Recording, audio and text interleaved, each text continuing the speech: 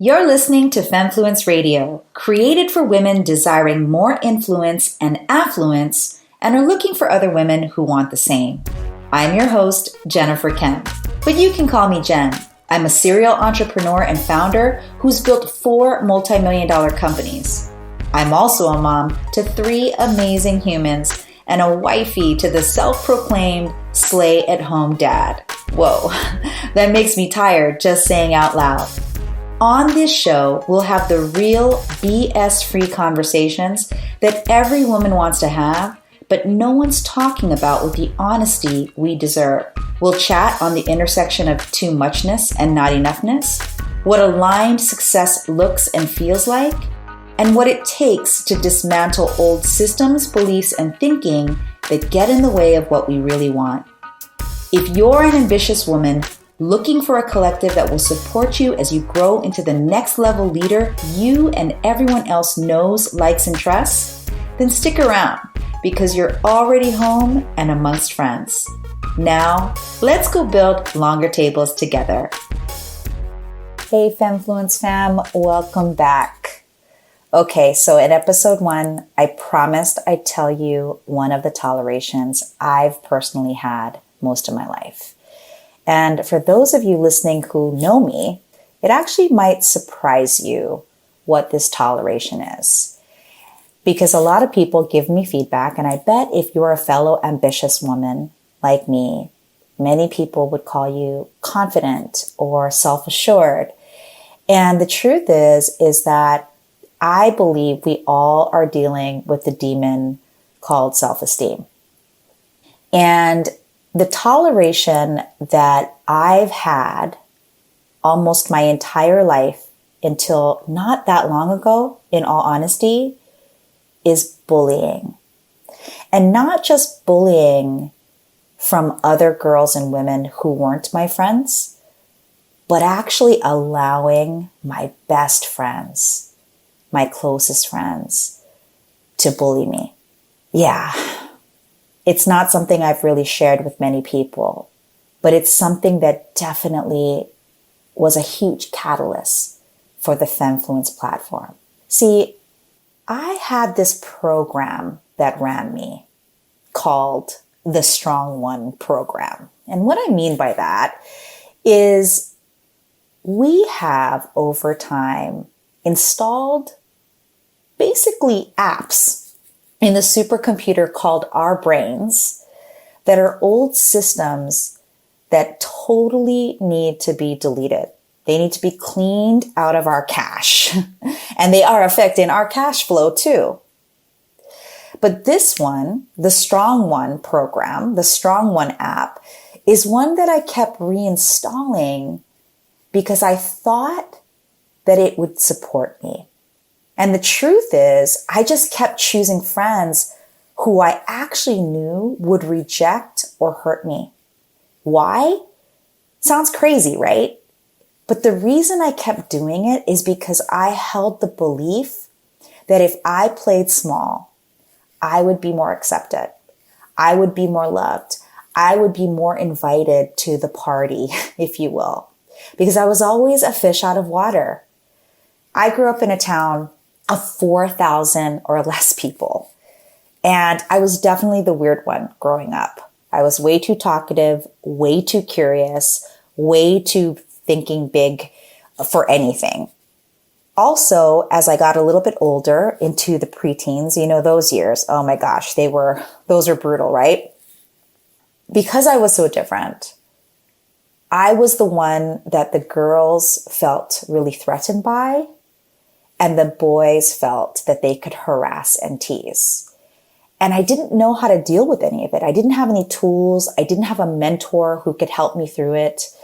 To be honest with you, for that period of my life between the age of 9 and about 17, my main best friends were Wayne Dyer and Mr. Rogers on PBS after school.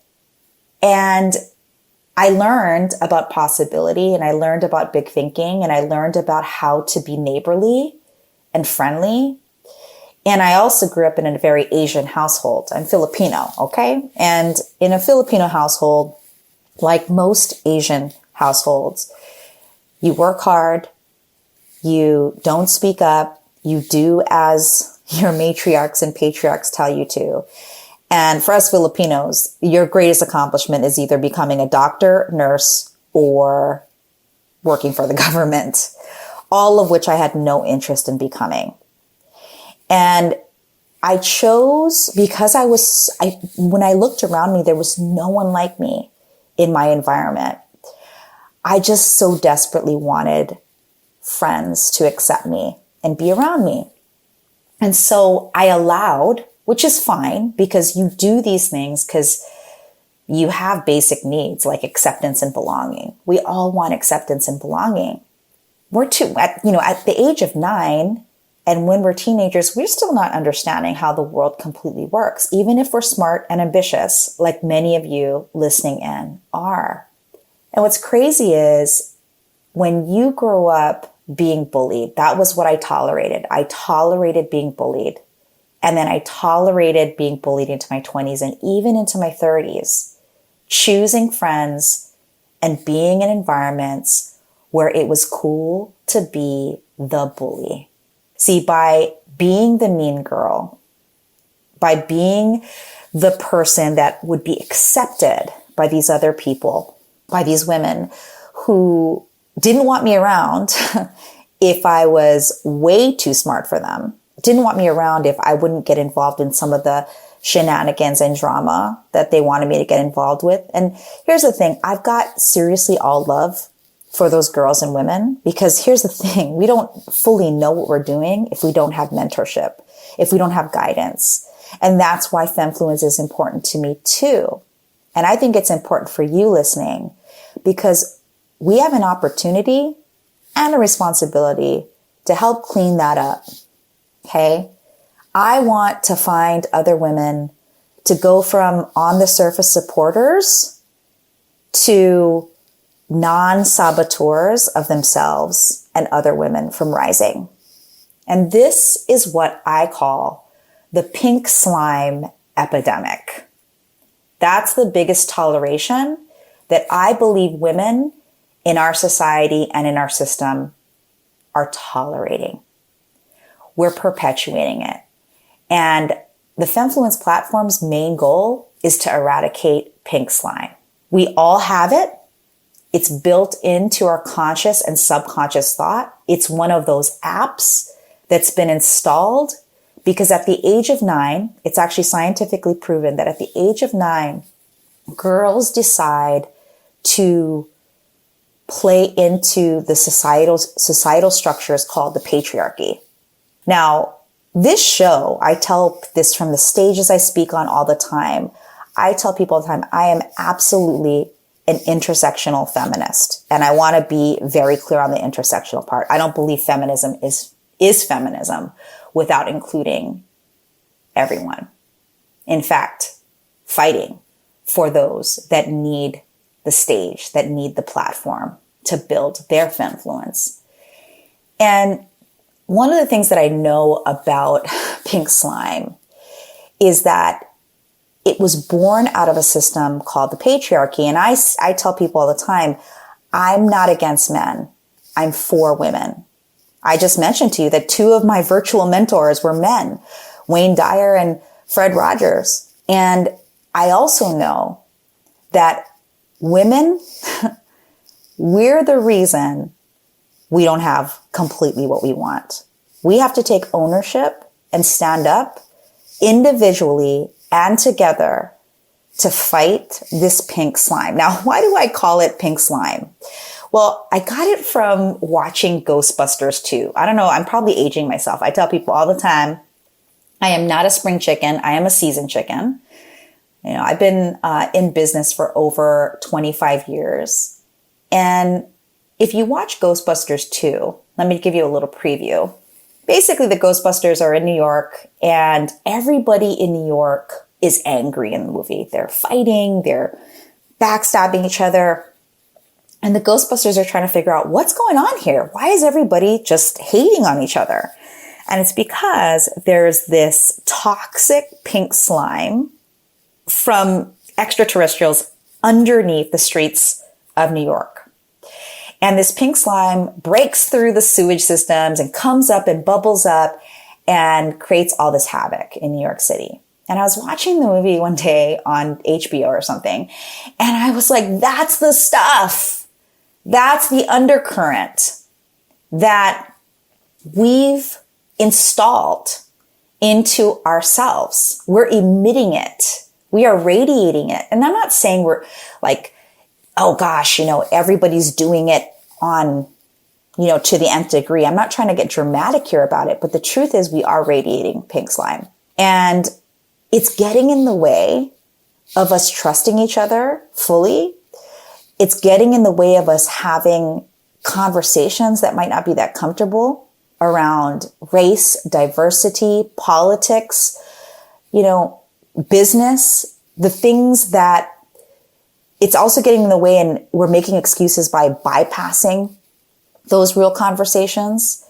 And so that's the toleration that I have, or I've had, that I've been working on for a long time. And if you're the type of woman who's felt more comfortable with guy friends rather than girlfriends, this is what we need to overcome. And not because, again, it's guys versus gals. But the truth is, I can honestly say, as somebody who feared other girls and other women because of the way I was bullied growing up, I always felt more comfortable hanging out with the dudes. Because the dudes were never as petty or backstabbing or jealous or dramatic. And I wanted, and then when we would talk about who we wanted, for my friends, when we talked about who we wanted to be when we grew up, most of them said that they wanted to be something that I wasn't that interested in. In fact, I didn't even know at the time whether I wanted to have children or get married. I did know that I wanted to change the world. And when I joined the world of the corporate space and rose very quickly through the ranks, because I learned early on from a female mentor that the way to gain your way up the food chain in the corporate world is to take on the projects no one wants. And so I grew fast because I took all the crap projects, but it got me noticed and it got me rewarded. And I felt like I had to compete. And with not just the other men, but the women. And I couldn't make any friends at work, even though I thought, gosh, I'm pretty friendly and I'd love to hang out with you. And I just noticed that was continuing. It was something that kept happening. And instead of being a victim to it, instead of going, oh, woe was me, I really wanted to understand what that was about. And that's in congruence with the fact that I'm a brand strategist and I'm obsessed with why humans behave the way they behave, because that's really what branding is. Companies use branding and marketing as a way to understand the psychology of why people consume anything, whether it's entertainment, whether it's politics, whether it's books, whether it's household goods. My job, my entire career has been to understand the psyche of the buyer. And so the same thing in unpacking my next level of leadership, my want to actually be a great model for my daughters and really heal that 9-year-old Jen who so badly wanted friends and so badly wanted to be understood and so badly wanted to be fully expressed. And that as I grew up, I felt like I had to be cutthroat and in all kinds of ways in order to gain power and money in the corporate world. I wanted that to change. And so I took my Femmefluence, which is I can smell the money and I can predict trends and understand why things are really happening. Like, what's the real reason? And as I unpacked it, I realized it was this pink slime concept that I coined and that I know that we can eradicate it together. Are you with me? Because in the world of Femmefluence, I believe it's our responsibility to lift up another woman, and that It's our job to open up the playing field for any woman who doesn't have the same privilege or opportunity if they're willing to do the work to get it. In the world of Femmefluence that we're building, I believe that affluence and influence are 100% possible, and that what that looks like to each of us is a unique and custom path. In the world of Femmefluence that we're building together, I believe that our 9-year-old selves are begging us to be the women they needed to mentor them back then. So now we have to be willing to be that leader for them and for others, and mindfully fight against the structures that bind us from the knowing and make ourselves available for the transformation that we're seeking in our lives. In the world of Femmefluence, I believe that being honest and vulnerable about our fears is an essential ingredient to eradicating the pink slime we've developed over time to protect ourselves. That's why it's there. It's there to protect ourselves, but we are courageous enough to know that we don't need that pink slime in order to get what we want anymore. As I said, eradicating pink slime in myself has been an ongoing journey. And although I've given it a name and aware of its existence in my own life, it's something that I work on very mindfully. And why does it matter anyway?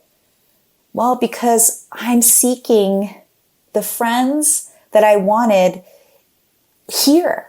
I wanted to build this table, and I want you to help me build it to be longer. And I want to teach our daughters and our sons to do the same. And to do that, I need other women with me. So my question to you, friend, is what do you think about pink slime?